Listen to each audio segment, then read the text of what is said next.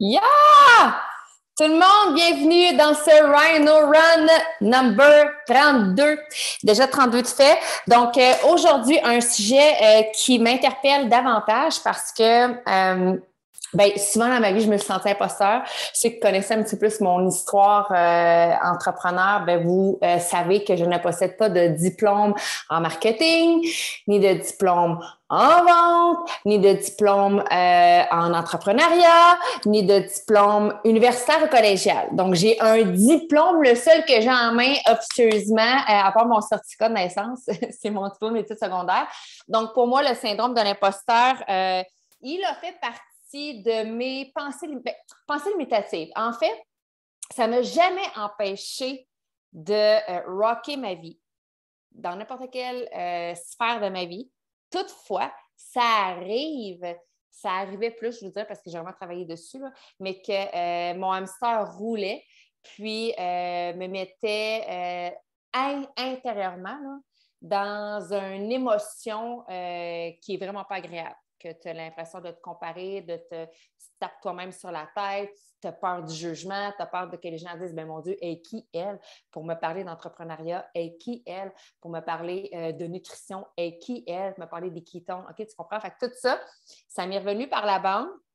Donc, pour moi, le fait que Yann présente ce sujet-là, je trouve ça génial parce que je suis convaincue ici que je ne suis pas le seul des fois à avoir ce sentiment-là de « je suis qui, moi, pour dire ça? Je suis qui, moi? » Moi, je suis Émilie Maurice.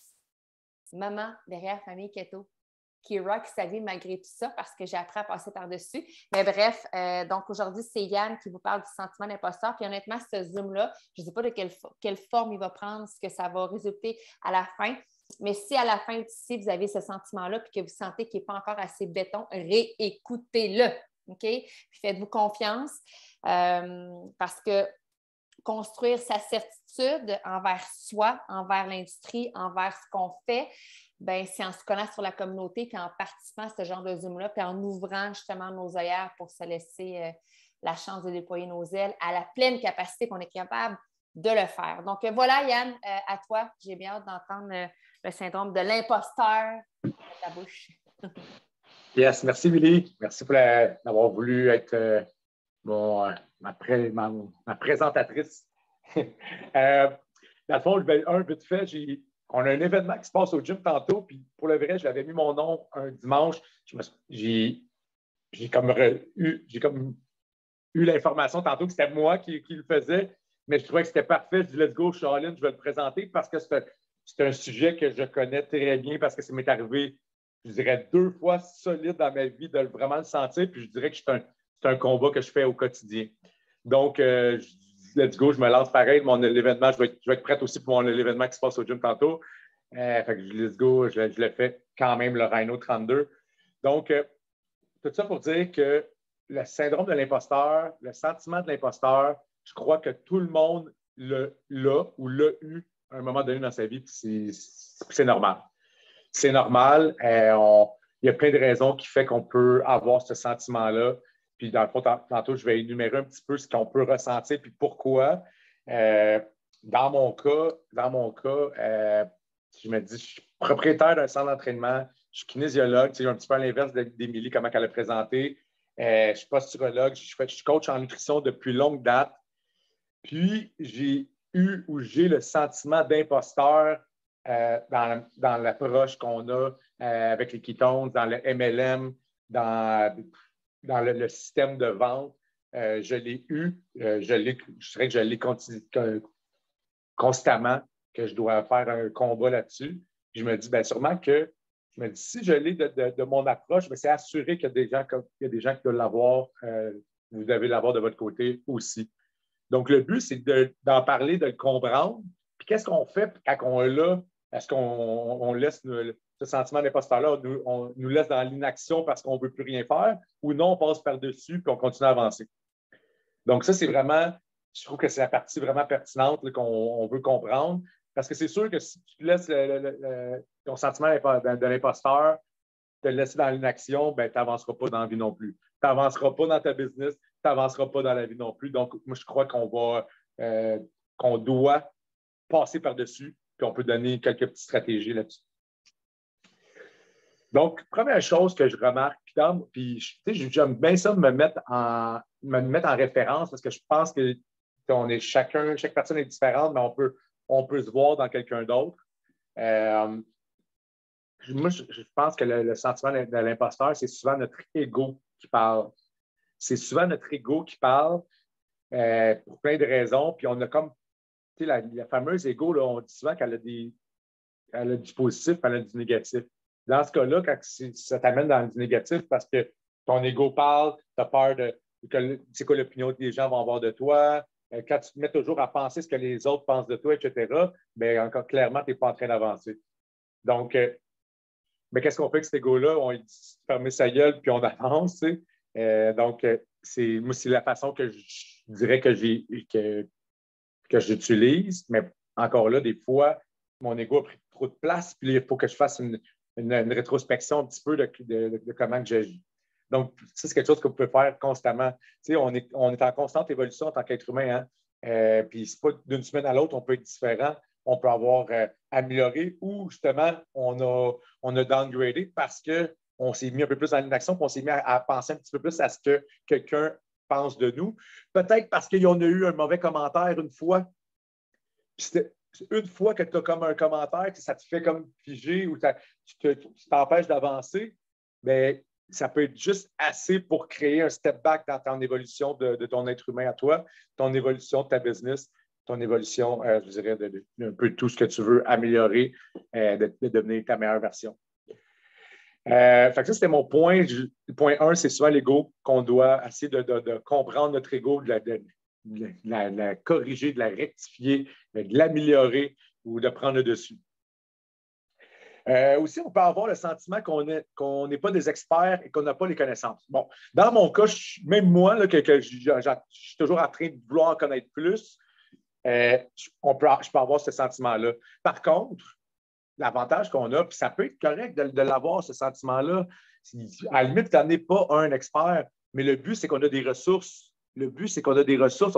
On fait des webinaires régulièrement que tu peux avoir ces ressources-là.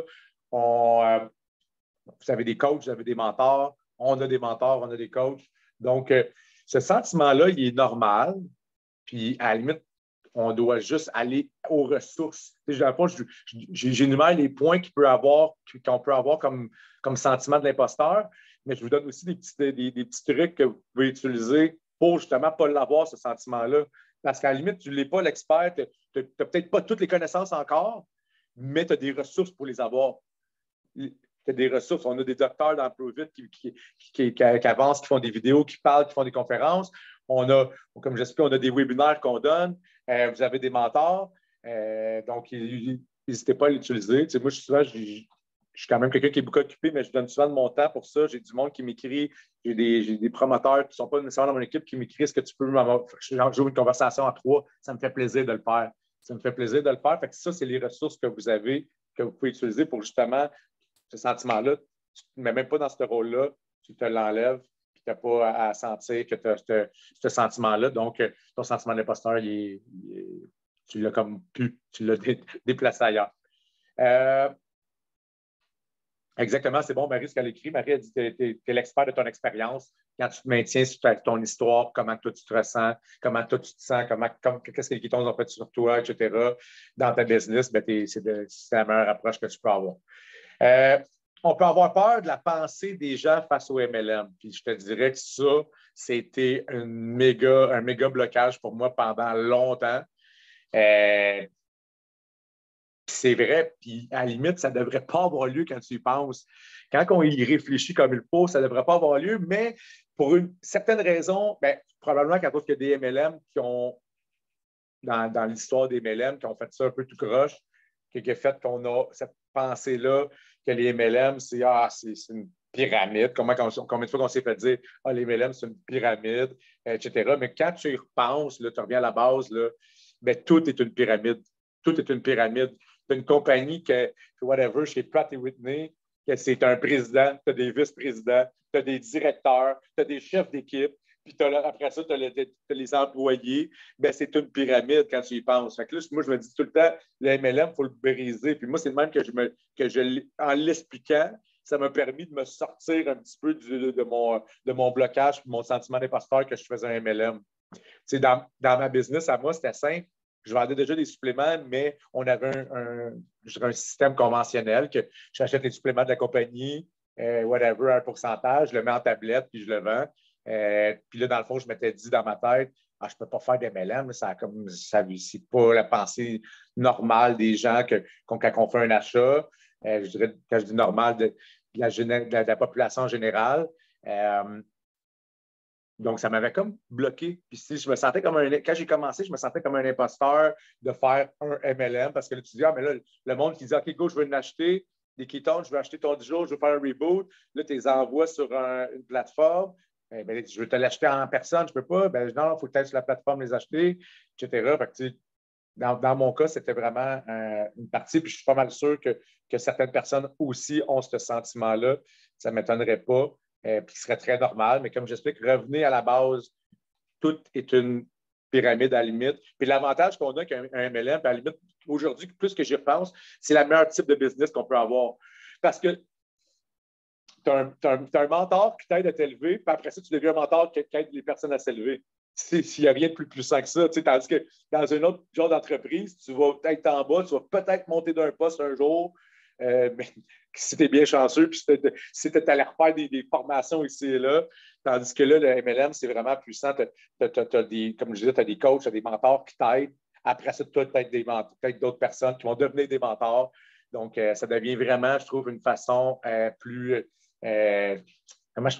plus belle communauté, une façon plus d'entraide, puis je m'en dis d'amour, là, mais oui, parce que plus vite pour moi, c'est un peu moins que je le vois. Donc, l'approche humaine, oui, c'est bon, merci, Émilie. Vraiment plus humain comme approche, vraiment, puis on est plus sur les humains, justement. Autre point que j'ai noté, on peut avoir le sentiment qu'on est des vendeurs de balayeuses. J'explique souvent ça parce que pour moi, un vendeur de balayeuse, il faut qu'il soit vraiment bon vendeur pour que tu achètes sa balayeuse. Donc, je dis souvent ça comme expression. Mais quand tu y penses, comme j'expliquais, on est bien plus que ça. Là. On n'est même pas des vendeurs. Oui, on vend quelque chose, mais la communauté, c'est beaucoup plus que ça. Puis dans le fond, c'est justement si tu réfléchis à ça, tu mets ça en perspective, souvent, tu vas beaucoup moins te sentir le vendeur ou un vendeur. Oui, en bout de la ligne, on vend des sachets de poudre. Oui, on va vendre des ketones, mais on aide les gens. En partant, tu sais, la balayeuse, là, la personne qui me vend une balayeuse, là, ben, il va peut-être m'aider à faire mon ménage plus vite, là, mais c'est pas mal ça. Là. Donc, on aide les gens à devenir une meilleure version d'eux-mêmes. On améliore la vie des gens, puis on influence positivement. Donc, en partant, quand tu mets ça en perspective, tu te dis, ben, je vends quelque chose, mais je fais pas mal plus que ça. Là. Je fais pas mal plus que ça que vendre un produit. J'essaie de lire en même temps. Donc, c'est ça. Tu veux que tu vendes, Chantal, c'est le temps d'aller faire la sieste, fait que oui, tu veux que tu y vendes les dés. Non, mais tout ça pour dire que, il y a une différence entre vendre quelque chose que c'est plus ou moins utile à quelqu'un ou vendre la santé, vendre, à la limite, l'espoir que cette personne-là va s'en sortir. On est vraiment plus dans du positif, puis c'est même que je veux que les gens le voient dans cette approche-là, dans ce qu'on fait. Puis justement, quand tu te mets dans cette perspective que tu aides les gens, mais ton sentiment d'imposteur, même s'il est là, il serait supposé diminuer beaucoup. Puis dans mon cas, je vais l'expliquer dans quelques instants qu'est-ce qui m'est arrivé moi, puis qu'est-ce qui a fait que je me suis posé 2 questions, puis qui a fait que j'ai passé par-dessus. Fait que c'est vraiment dans cette approche-là que je veux qu'on le voit. Le fait de sentir qu'on vend quelque chose, bien, dis-toi que oui, tu vas vendre ça ne pas, mais on fait beaucoup plus que ça. Donc, vu que tu aides les gens, ton sentiment d'imposteur devrait être beaucoup plus faible. Dans mon cas, j'explique un peu vite fait comment c'est arrivé, comment je me suis senti. Puis moi, c'est arrivé 2 fois plutôt qu'une, mon sentiment d'imposteur. Bien, quand j'ai commencé, comme je l'ai déjà expliqué vite fait tantôt, Bon, je vendais des produits, je suis propriétaire d'un centre d'entraînement, je vendais des produits, j'achetais en tablette. C'est la vente conventionnelle qu'on voit là. Tu achètes, je fais une revente en tablette, etc. Puis là, j'avais comme l'opinion, qu'est-ce que le monde va penser de moi? Je vais faire des vidéos, je vais être actif sur les réseaux sociaux. Là, dans mon cas, mettons, je perds-tu ma crédibilité en tant que professionnel? Là, c'était plus cet aspect-là qui me faisait peur, qui me faisait avoir ce sentiment-là d'imposteur. Donc, qu'est-ce que je me suis dit? Bien, premièrement, je me suis dit, est-ce que je le fais pour le bien des gens? Est-ce que, en fond, je le prends pour moi, les ketones? Je le prends pour moi depuis 6 mois. OK?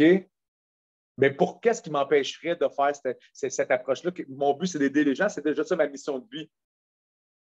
Mais là, pourquoi que je n'embarquerais pas dans un MLM pour aider les gens, encore plus de gens?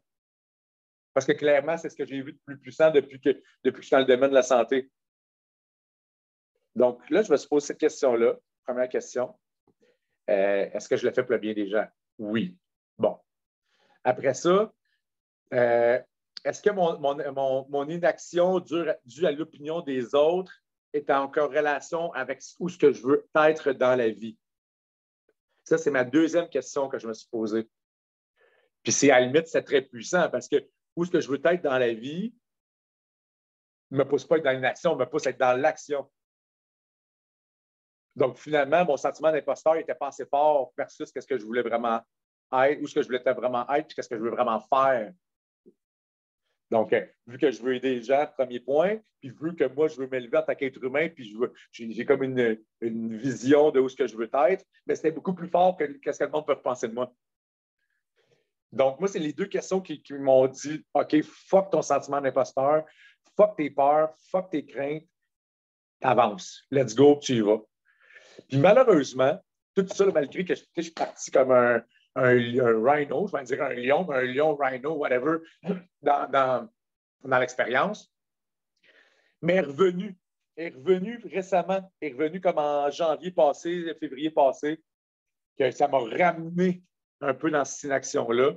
Mon ego est revenu un peu plus fort, que là, j'avais peur de la pensée des gens. Puis je dirais que c'est probablement à cause de mon... Je ne vais pas mettre trop d'accusations, c'est en limite, c'est moi qui s'est dit ça, mais j'ai eu un commentaire justement d'un de mes anciens associés que je voulais partir de ce mindset-là négatif, que c'est ça qui m'a poussé à aller dans l'inaction parce qu'un commentaire négatif, c'était long avant que je me repose ces deux questions-là. C'était long avant que je me repose ces deux questions-là. Puis, en limite, je me suis juste remis ces deux questions-là dans la face. Est-ce que je le fais pour le bien? Oui. Ou que je veux être dans la vie? Est-ce que mon action va en corrélation avec où ce que je veux être dans la vie? Non. Donc, let's go, reprends action. Marc-Claude, j'ai vu Émilie qui l'a écrit tantôt, fait qu'elle va sûrement te le répéter, mais je peux te le redire, mais je pense qu'Émilie va pouvoir le répéter. J'ai vu écrire. Fait que fuck le sentiment par la suite, quand tu poses ces deux questions-là, c'est Chobay, c'est plus fort. Moi, dans mon cas, c'était plus fort que mon sentiment d'imposteur. Je te dirais, tu sais, ça fait trop longtemps que je n'ai pas animé un, Émilie, là. Mon call to action, c'est après que toi, tu fais le résumé, c'est ça? Je le fais là. Moi, ce que je veux qu'on fasse, tout le monde, puis ça va un peu résumer avec les questions qu'on doit se poser. Je veux que tu prennes 5 minutes, justement. Ça peut être 10, ça peut être 2.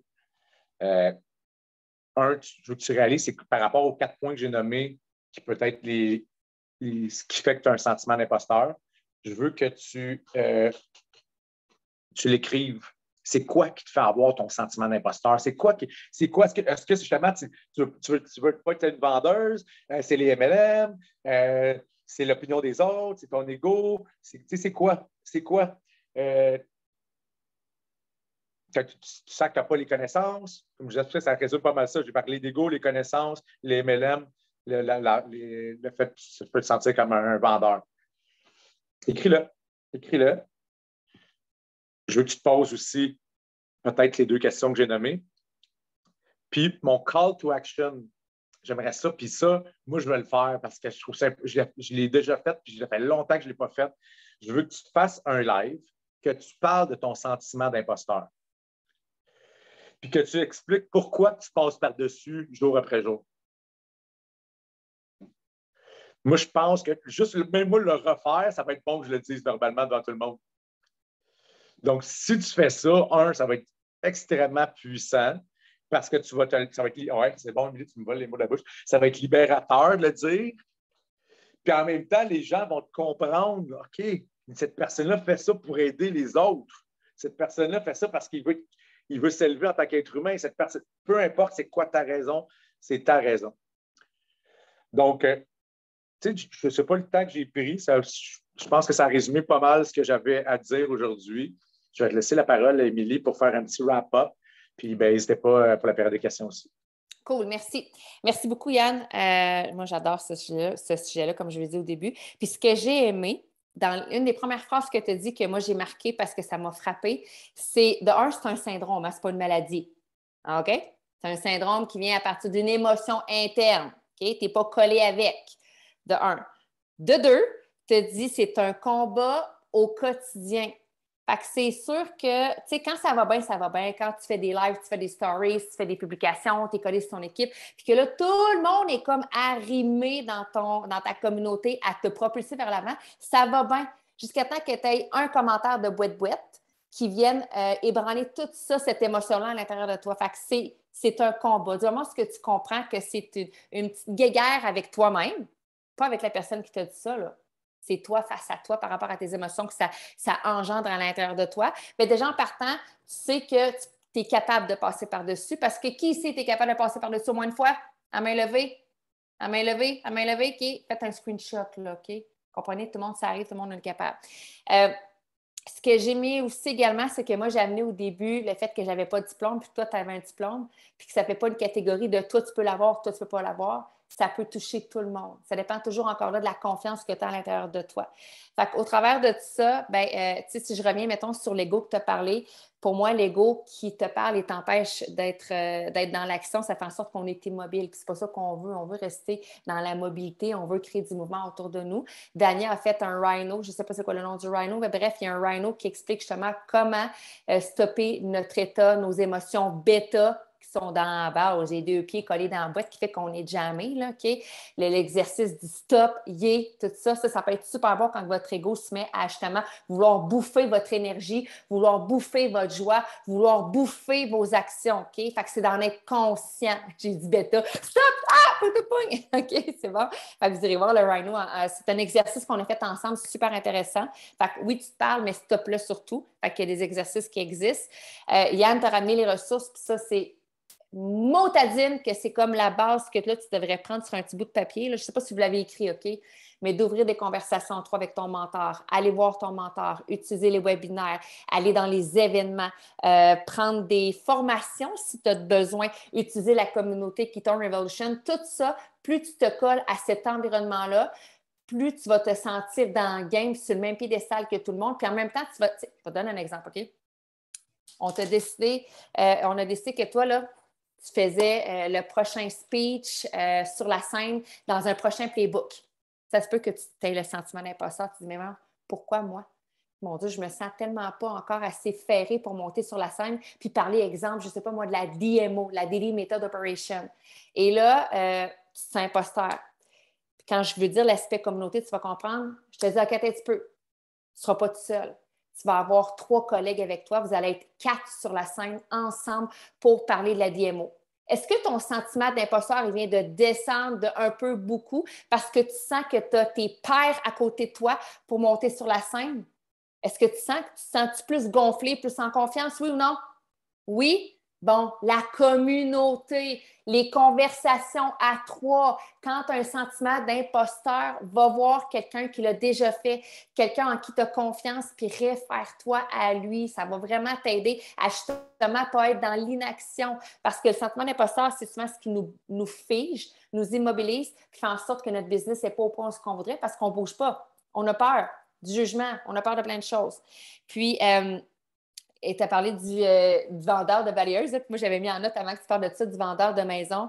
Tu sais, les vendeurs de maison, les vendeurs de voitures, ils font en quelque sorte un MLM. On s'entend?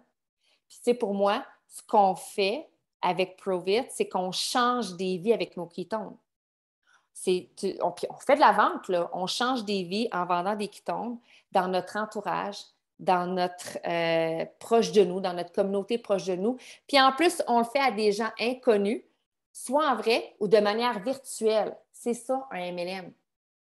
C'est carrément ça. On va toucher des cœurs dans le day-to-day autour de nous, puis de manière virtuelle avec des gens qu'on connaît ou qu'on ne connaît pas. Puis on a un super produit qui change des vies. Fait que ça, je trouve ça vraiment génial. Puis, tu sais, on fait dans le fond, j'avais écrit le mot porte-à-porte virtuel.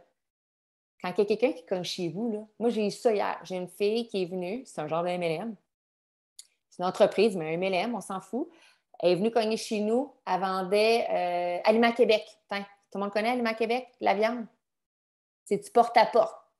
Pas virtuel. J'ai pas eu un pop-up virtuel. Elle est venue cogner chez moi pour me demander si je voulais prendre son produit. Si j'achète son produit, elle devient comme ma référence. Elle a une cote. Si moi, je prends Aliments Québec et que je lui réfère des personnes, j'ai un avantage. Elle a un avantage. Il y en a partout de ça. Là, OK? On s'entend, là, les produits, tu en achètes de partout, différentes plateformes. Maintenant, avec nous autres, ça nous permet de pouvoir faire ça temps plein, de pouvoir bâtir notre business.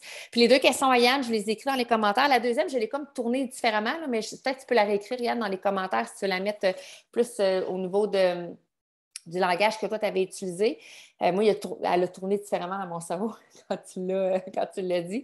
Puis sinon, bien voilà, je pense que ça fait quand même un bon résumé. Un super de call to action, de faire un live, oh my God, de faire un live là-dessus. De l'écrire, c'est une chose, mais de le véhiculer de vive voix, ça en est une autre. Et je suis convaincue que vous allez avoir des super de belles surprises par rapport au retour des gens. Mais assurément, c'est le mot d'ordre, moi, ce que je dirais pour rapper tout ça, là, c'est vraiment d'utiliser les ressources puis de foncer. De foncer parce que vous avez une mission. Puis c'est là l'importance encore là de ramener la mission de quels sont vos objectifs, pourquoi vous le faites, comment, tu sais, vous voulez y arriver, comment on fait pour arriver à ce que nos objectifs soient remplis à chaque mois, comment tu le fais en étant dans l'action. Ça fait partie de la gamme. Donc, j'arrête l'enregistrement pour on va prendre les partages.